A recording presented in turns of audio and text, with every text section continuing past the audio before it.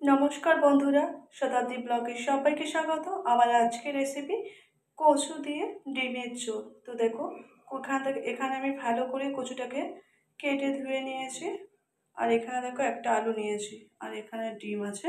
তো ডিমটাকে এখন আমি সিদ্ধ করতে বসিয়ে দেবো। চলো আমার ভিডিওটা দেখতে থাকো আর আমার সাথে থাকো। দেখো, এখানে আমি ডিমটা সিদ্ধ করতে বসিয়ে দিয়েছি। দেখো, ডিমটা আমার এখানে সিদ্ধ হয়ে গেছে। তো আমি ডিমটাকে এখন ছাড়িয়ে নেব। দেখো, এখানে আমার ডিমগুলো ছাড়ানো রেডি হয়ে গেছে। এখানে দেখো আমি কড়াটা বসিয়ে দিয়েছি, আর কড়ার মধ্যে তেল দিয়ে দিয়েছি। তেলটা গরমও হয়ে গেছে, আর এখন আমি আলুটা ভেজে নেব।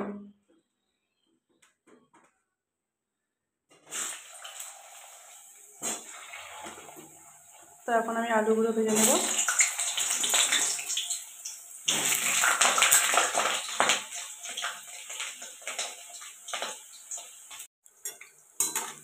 দেখো, আলুটা ভাজা হচ্ছে, আর এর মধ্যে আমি এখন কচুটাও দিয়ে দেবো। দিয়ে কচুটা ভাজা করে নেব, আলু আর কচুটা একসাথে।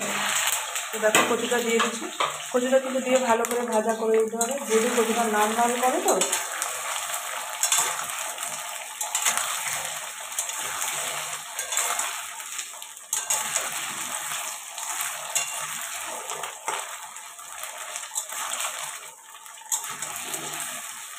তো কচু আর আলুটা ভাজা হোক, আমি ততক্ষণ একটা পেস্ট বানিয়ে নিই, আদা রসুনের পেস্ট বানিয়ে নিই। আলু আর কচুটা তো ভাজা হচ্ছে, আর আমি এদিকে দেখো আদা রসুন নিয়ে নিয়েছি। তো এটাকে এখন আমি একটু পেস্ট করে নেব। হ্যাঁ দেখো, আদা রসুনের পেস্টটা আমার রেডি। আর দেখো, কচু আর আলুটা কিন্তু এখনো ভাজা হচ্ছে, কারণ লাল লাল করে ভাজা করে নেব।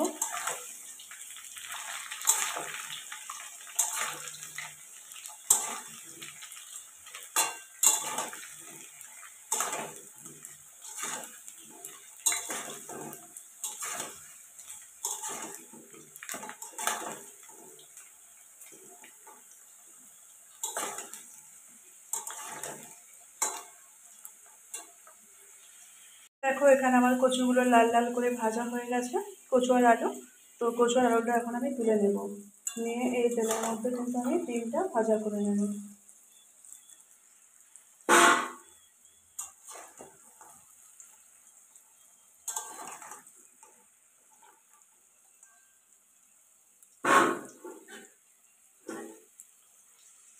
কচুগুলোকে তো আমি তুলে নিয়েছি। এবার ওই তেলের মধ্যে আমি এই ডিমগুলো লবণ হলুদ দিয়ে মেখে রেখেছি। তো এটাকে এখন ভাজা করতে দিয়ে দেবো।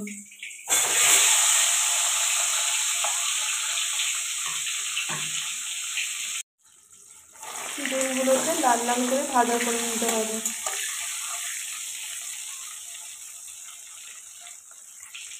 ডিমটা আমার ভাজা হয়েছে, তো ডিমটাকে এখন আমি তুলে নেব।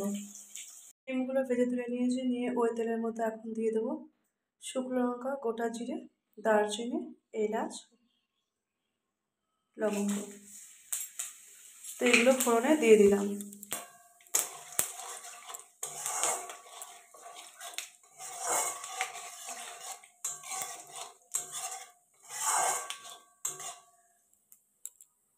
এর মধ্যে এবার দিয়ে দেবো পেঁয়াজ। এর মধ্যে দিয়ে দেবো এবার পেঁয়াজ কুচি।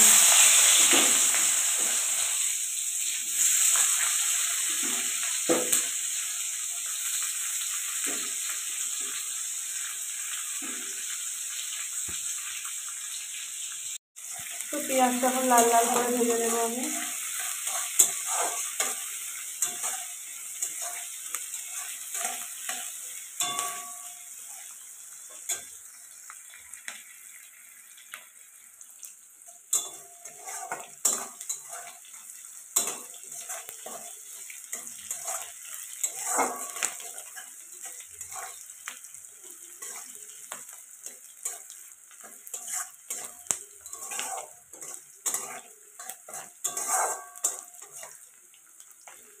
পেঁয়াজটা লাল লাল করে ভাজা হয়ে গেলে এর মধ্যে দিয়ে দেবো টমেটোটা। টমেটো দেবো, একটা টমেটো আমি কুচিয়ে রেখেছি, সেটাকে এখন দিয়ে দেবো।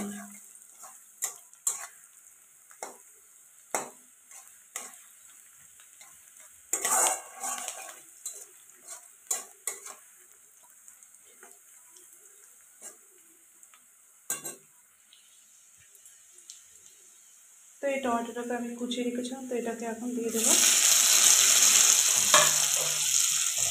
দিয়ে ভালো করে টমেটোটাকে ভেজে ভাজা করে নিতে হবে।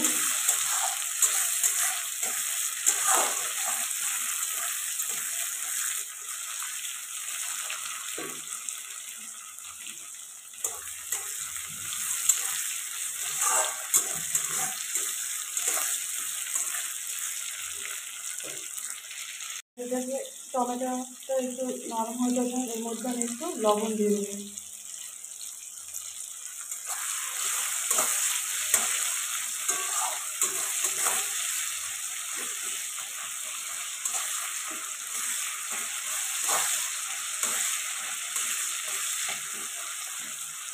দেখো টমেটোটা প্রায় আমার একটু নরম হয়ে এসছে। এর মধ্যে আমি দিয়ে দেবো আদা রসুন বাটাটা।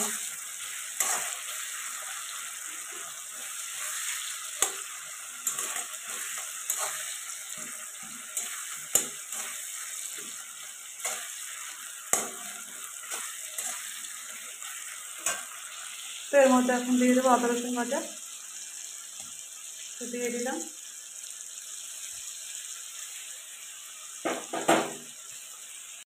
তো আদা রসুন বাটাটা দিয়ে ভালো করে কষিয়ে নিতে হবে।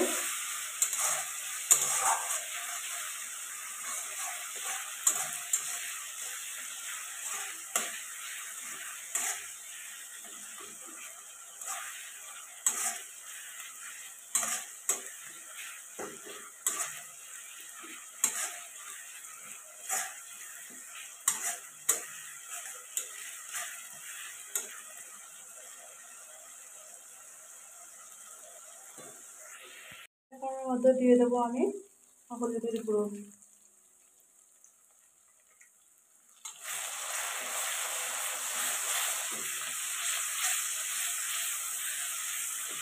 এবার দিয়ে দেবো লঙ্কার গুঁড়ো দিয়ে দেবো।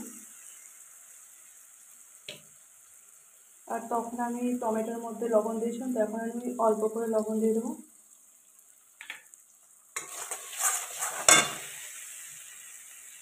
এখন 1 চামচ জিরে গুঁড়ো দিয়ে দেবো। দিয়ে দিলাম। দিয়ে একটু সামান্য পরিমাণে জল দেবো যাতে মশলাটা পুড়ে না যায়।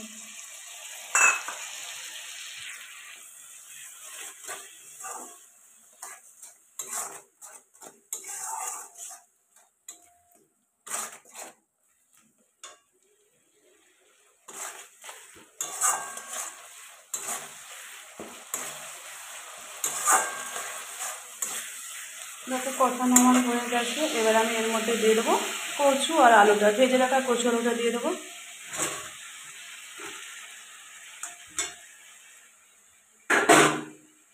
দেখো দিয়ে দিলাম। দিয়ে ভালো করে নাড়াচাড়া করে নেবো।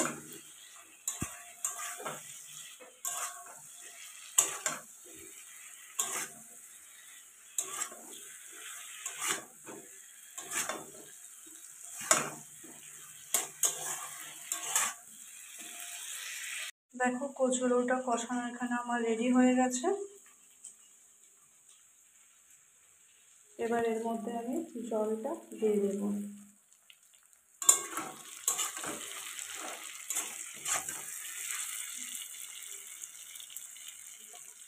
এর মধ্যে আমি এখন জল দিয়ে দেবো।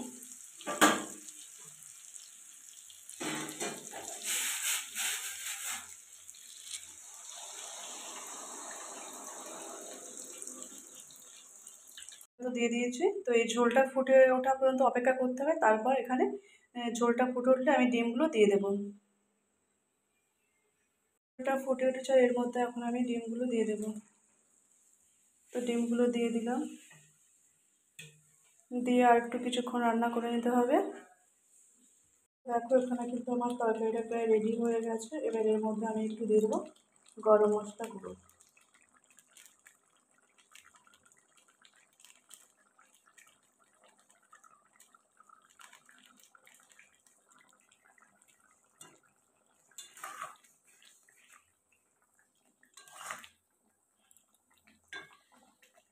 দেখো রান্না আমার রেডি হয়ে গেছে ডিম আর কচু দিয়ে।